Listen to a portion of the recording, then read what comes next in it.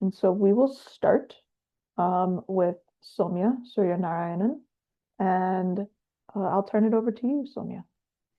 Thank you, Nirali. It's an absolute pleasure to be here and talk about, the impact that Aavishkaar is creating, and also the journey really and how we've evolved in our thinking around impact.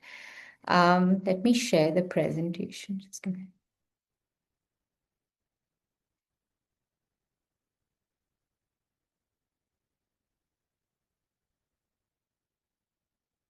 I hope my screen is visible.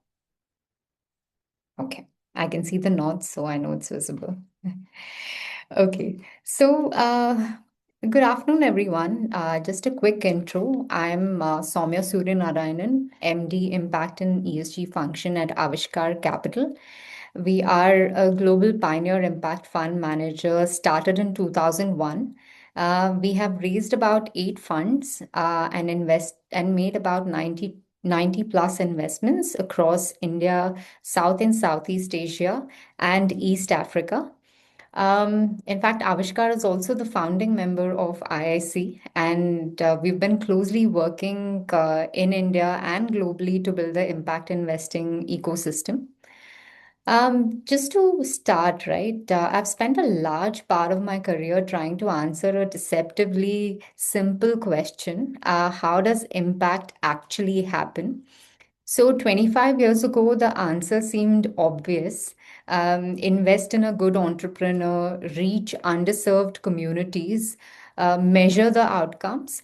But after investing for more than 2 decades, what we've learned is impact doesn't happen in a straight line. The way we think about today is very different from how we thought about it 25 years ago. And this really is the story I want to share today with all of you. And also, not just what we've achieved, but what the portfolio taught us about how impact is actually delivered, right?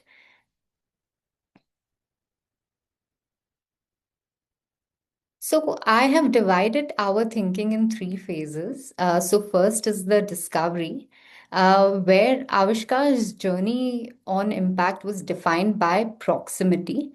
Many of our early investments operated close to the communities they served.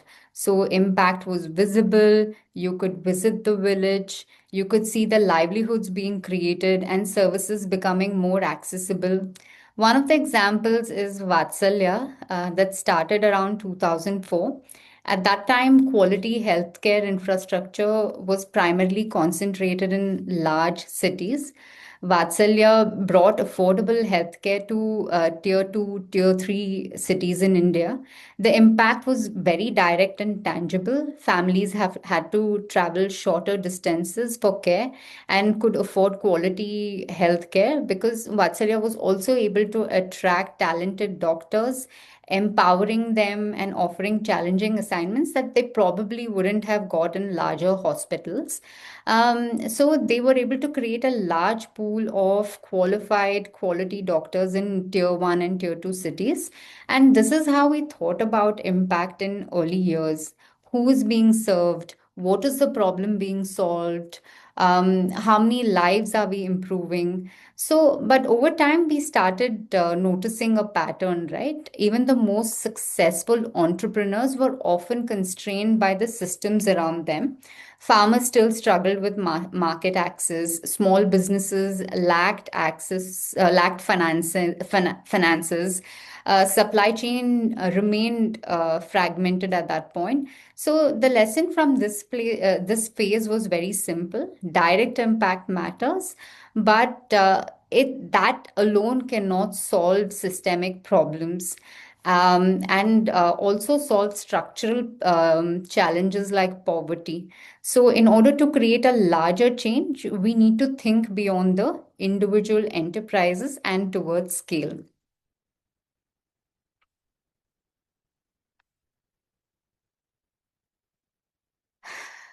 So, this brings us to the second phase. Here, the realization was pretty straightforward. Impact without scale had its limits. We looked at across our portfolio, we saw some of the most meaningful outcomes emerging when enterprises scaled beyond the individual beneficiaries and began influencing the entire, I would say, value chains. Our investment, say, in I&I farms at that point, was a very good example. It was exporting fresh produce outside of India. But what made this business model impactful is its ability to connect those thousands of farmers to organize domestic as well as international markets. So, as the company scaled, the farmers gained access to more reliable buyers.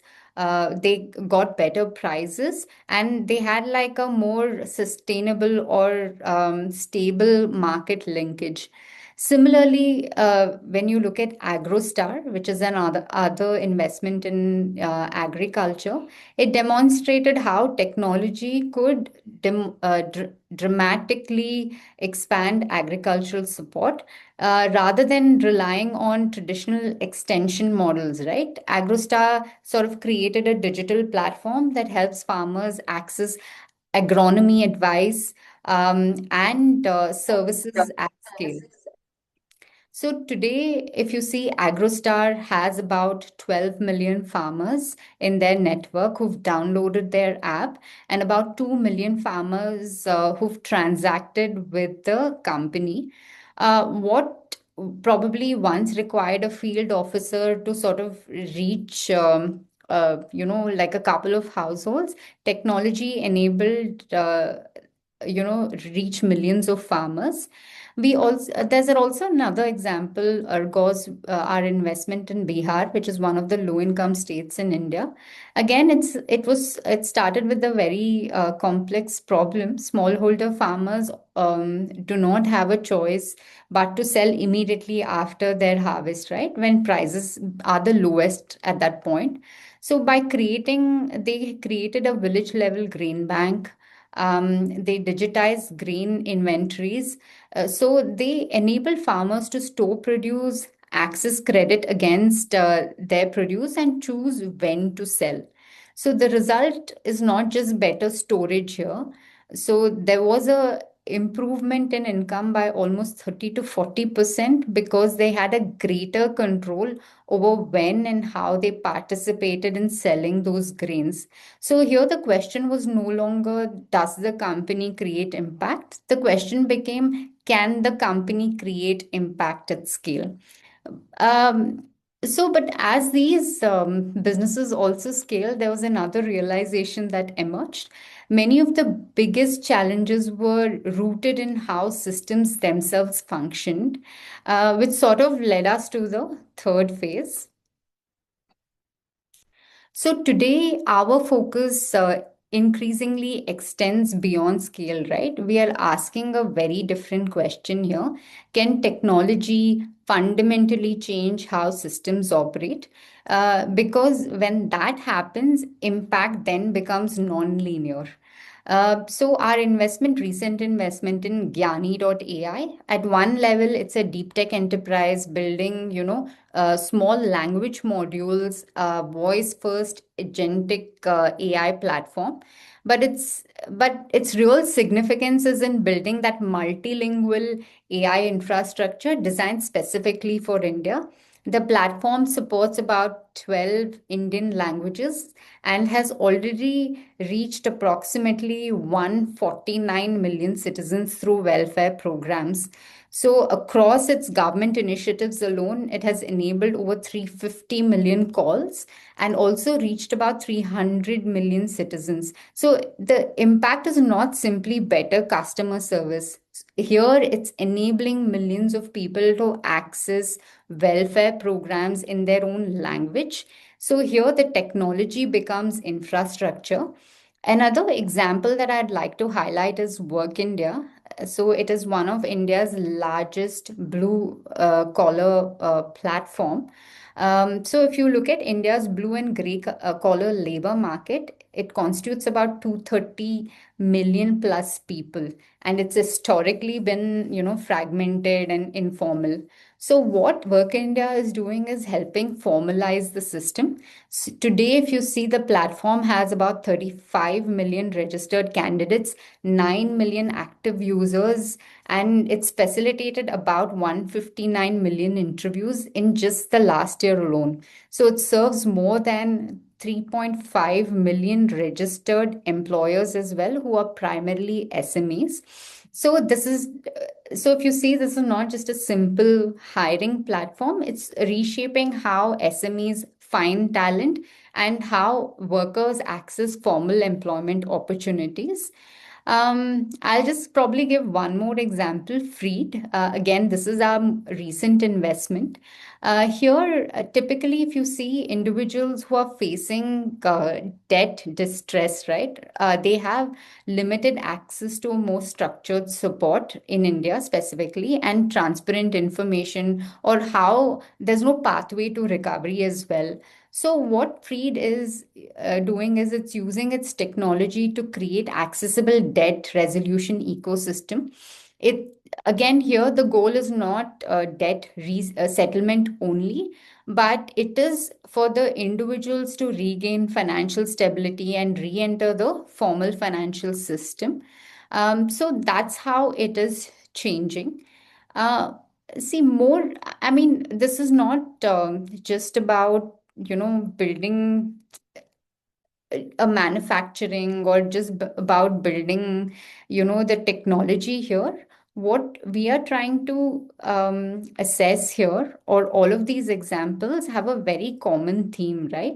They're not just delivering a product, but it's sort of a catalyst within a broader network, whether it's influencing, say, information flows or markets or financial systems. So, this is what we believe transformation should look like. And it requires a very different way of thinking about impact. And it's not just about who we served. So, it's not, impact is no longer like a straight line from investor to beneficiary, but whether the system itself is functioning differently because the enterprise exists. And that we believe is the evolution from direct impact to scale to transformation.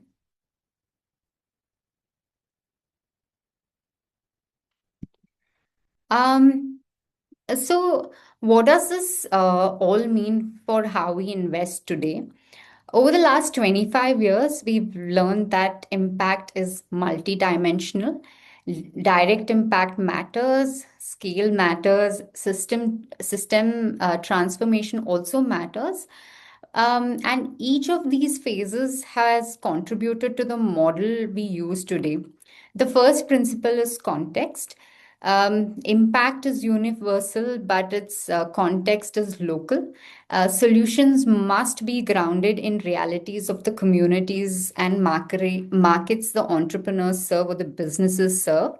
The second principle is embedded impact management, right? We believe that impact is something we not measure after the investment. It has to be integrated within the investment cycle, from screening, diligence to portfolio management and exits. The third principle is recognizing that the enterprise impact and fund impact are not the same thing. An enterprise creates outcomes through its products and services, or by, providing jobs and livelihoods or environment sustainability. A fund creates impact through capital allocation, market building, supporting first generation entrepreneurs, or helping them attract additional capital. I think both matter, and they must be measured very differently. And finally, disruption matters. The challenge we face today require probably changing, the systems, right? That is why disruptive solutions, climate tech, new business models are increasingly the central of our investment strategy. And that also brings me to the two columns on the slide at the bottom, the fund level impact and the enterprise level impact. Those numbers are important, but I think what is more exciting is what they represent, whether it's healthcare providers like Vatsalya, or whether it's agro innovators like INI and AgroStar or Ergos, or technology platforms like Gyani or Work India. They all operate in different sectors and have very different business models, but they're rooted in like one belief, right? One common belief that entrepreneurship can be one of the most powerful mechanisms for creating inclusive and systemic change. So, if the first 25 years of impact investing was about proving that impact and investment coexist, the next 25 years for us will be about proving that they can transform entire systems. And that is the journey Avishkar as a group continue to be on. So I'll stop here. Thank you.